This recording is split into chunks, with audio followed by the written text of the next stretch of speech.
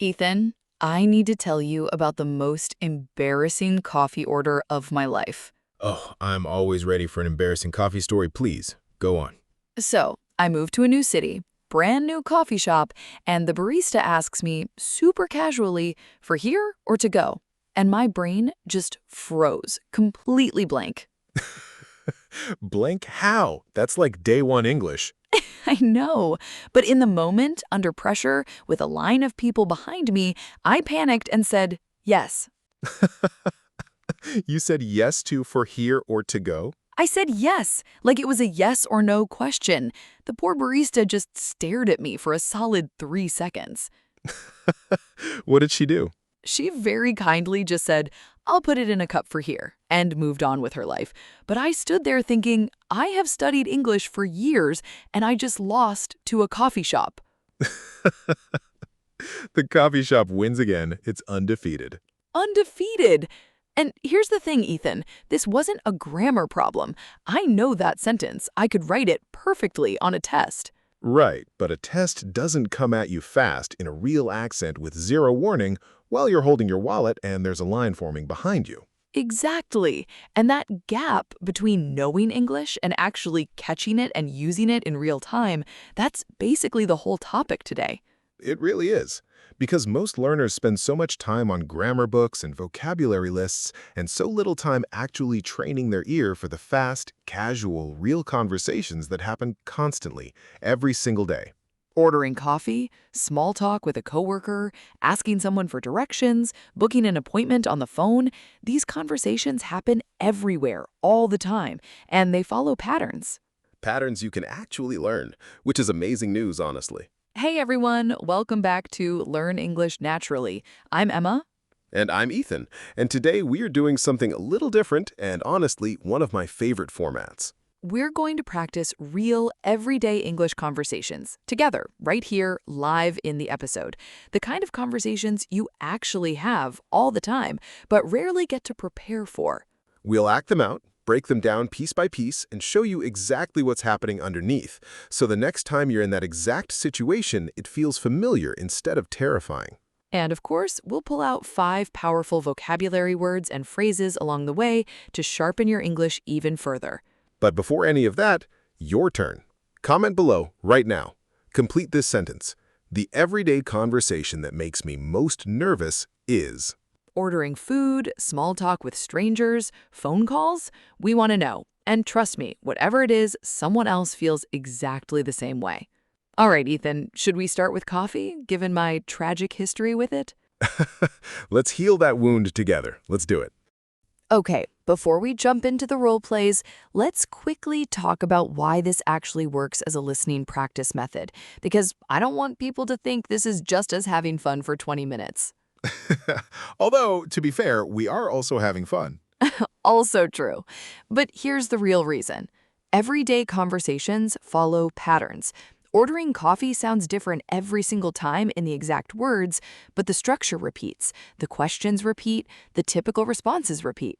Right, and once your ear recognizes the pattern, you stop needing to catch every single word perfectly. You can predict what's coming, which takes a huge amount of pressure off in the moment. Exactly. So today, listen actively. Try to catch the pattern, not just the individual words. And afterward, we'll slow it down and explain exactly what happened. Let's start with your nemesis, the coffee shop. Oh no. All right. I'll be the customer this time, you be the barista, and please be gentle with me. Hi there. Welcome in. What can I get started for you today? Hi, can I get a medium latte, please? Sure thing. Is that hot or iced? Hot, please. Great. For here or to go? To go. See? Look at you. No panic this time. Growth, real growth. All right. Can I get a name for the order? Emma. Perfect, Emma. That'll be $4.75 and it'll be right up. Thank you. Okay, let's break that down. Notice the pattern?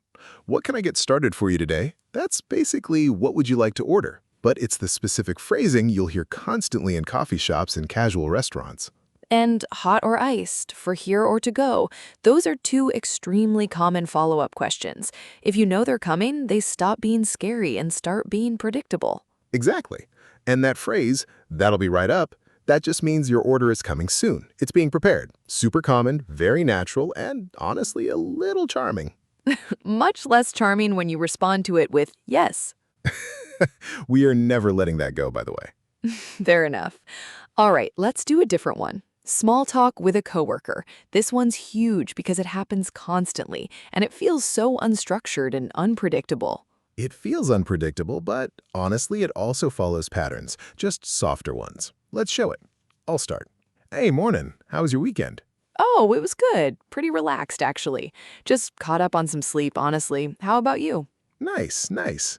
Mine was busy. My sister was in town, so we did a lot of running around, but it was fun. Oh, that's nice. Family visits are always a whirlwind, though, right? Always. Anyway, ready for this meeting at 10? As ready as I'll ever be. Let's do it. Okay, so here's what's interesting about that one. Nobody actually wants a detailed report of your weekend. How was your weekend is really more of a friendly greeting than a real question. Right, so the expected response is short and light.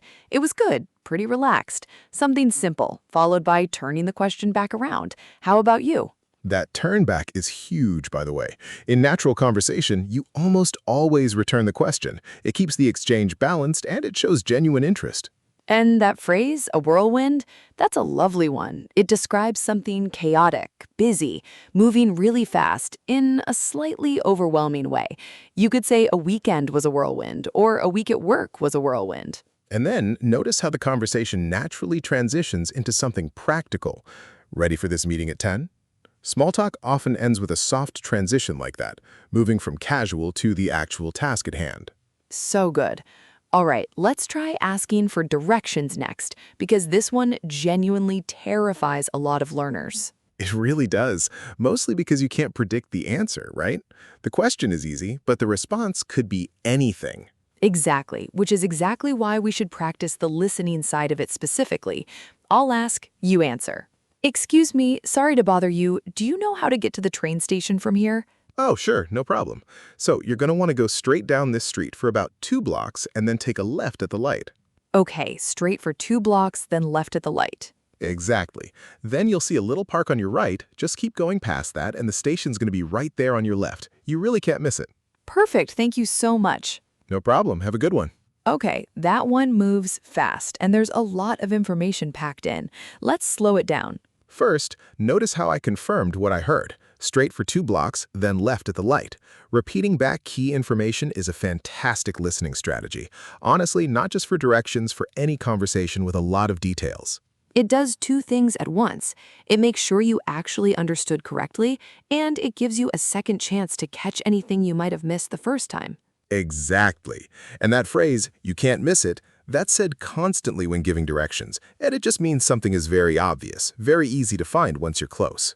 Which, ironically, is not always true. Never trust you can't miss it completely. That's the real lesson today.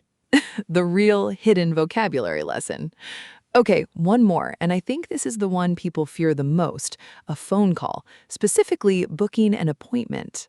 Oh, phone calls are brutal for learners because there's no face, no lips to read, no body language. It's just pure audio, full speed, no visual help at all. Exactly, which is exactly why practicing this format specifically matters so much. Let's do it. I'll call, you answer as the receptionist. Hi, thanks for calling Riverside Dental. This is Ethan speaking. How can I help you today? Hi, I'd like to schedule a cleaning if possible. Absolutely. Have you been in with us before? No, this would be my first time. Okay, no problem. Welcome. Let me just pull up our availability. Are mornings or afternoons generally better for you? Afternoons would be better if that's an option. Sure. I've got Tuesday at 2:30 or Thursday at 4, whichever works better. Tuesday at 2:30 works great for me. Perfect. I've got you down for Tuesday at 2:30.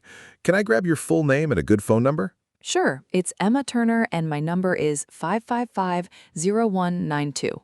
Great. You're all set, Emma. We'll see you Tuesday at 2:30. Thank you so much. Bye.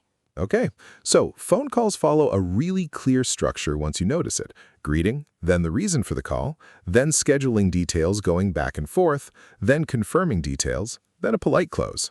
And notice that phrase, let me just pull up our availability. That means checking a schedule or system to see what times are open. Super common in any appointment booking call. Doctors, salons, mechanics, anywhere. And I've got you down for simply means something has been recorded or scheduled. I've got you down for Tuesday just means Tuesday is officially booked. These phrases repeat across almost every single appointment call you'll ever make, which is genuinely great news because it means once you learn this pattern, you're prepared for dozens of real situations, not just one. That's honestly the whole magic of practicing everyday conversations specifically. They're not random. They're incredibly repetitive once you know what to listen for. Which takes so much pressure off. You're not trying to understand infinite possibilities. You're recognizing a familiar shape and just filling in small specific details. Exactly. And that shift from anything could happen to, oh, I know this pattern, that's genuinely where confidence comes from. All right, let's break down 5 useful words and phrases from today's practice conversations to lock them into your memory. First, that'll be right up. This means something, usually food or a drink, will be ready very soon. You can say, I ordered a sandwich and the cashier said it'd be right up. Let's repeat it. That'll be right up. That'll be right up. Second, a whirlwind. A whirlwind describes something busy, fast-moving, and a little chaotic, often in an exciting or overwhelming way. You can say, the last few weeks at work have been a total whirlwind. Let's repeat it. A whirlwind. A whirlwind. Third, you can't miss it. This phrase is used when giving directions, meaning something is very obvious or easy to find once you're near it. You can say, the bakery is right on the corner. You can't miss it. Let's repeat it. You can't miss it. You can't miss it. Fourth, let me pull up. This means to open or check something, usually on a computer or phone, like a schedule, a file, or information. You can say, let me pull up your account real quick. Let's repeat it. Let me pull up. Let me pull up. And fifth, I've got you down for. This means something has been officially recorded or scheduled. You can say, I've got you down for a 4 o'clock appointment on Friday. Let's repeat it. I've got you down for. I've got you down for. 5 genuinely useful phrases straight from real everyday situations. Try slipping one into a real conversation this week and notice how natural it feels. So here's your challenge for this week, and I want everyone listening to actually do this, not just nod along. Pick one of today's 4 situations, coffee shop, small talk, directions, or a phone call, and go find a real example online. Search for a short video or audio clip of that exact type of conversation. Then use the same idea we practiced today. Listen once for the general shape. Listen again and try to predict what's coming, based on the pattern. Then check what you actually understood. And even better, if you get the chance this week, try having one of these conversations for real. Order something a little differently than usual. Make a phone call instead of booking online. Ask someone for directions, even if you already know the way. Just maybe don't respond yes to a yes or no question that isn't actually a yes or no question. One mistake and it lives forever, apparently. Forever. Let us know in the comments which conversation you practiced and how it went. We read every single one and we absolutely love hearing your stories. If today helped you feel a little more prepared for real conversations, share it with someone who gets nervous ordering food or making phone calls in English. This one's for them too. Subscribe, leave us a comment, and we'll see you right back here for the next episode. And here's what we want you to carry with you today. Everyday conversations feel unpredictable until you realize they're not. They repeat, they follow patterns, and every single time you practice one, even in a small playful way like we did today, you're preparing yourself for the dozens of real moments just like it waiting for you out there. So the next time someone asks you a simple question you didn't expect, take a breath, listen for the pattern, and trust that you've got this. And maybe, just maybe, don't say yes to a question that isn't a yes or no question. This is Ethan. And this is Emma. Signing off from Learn English Naturally. Bye.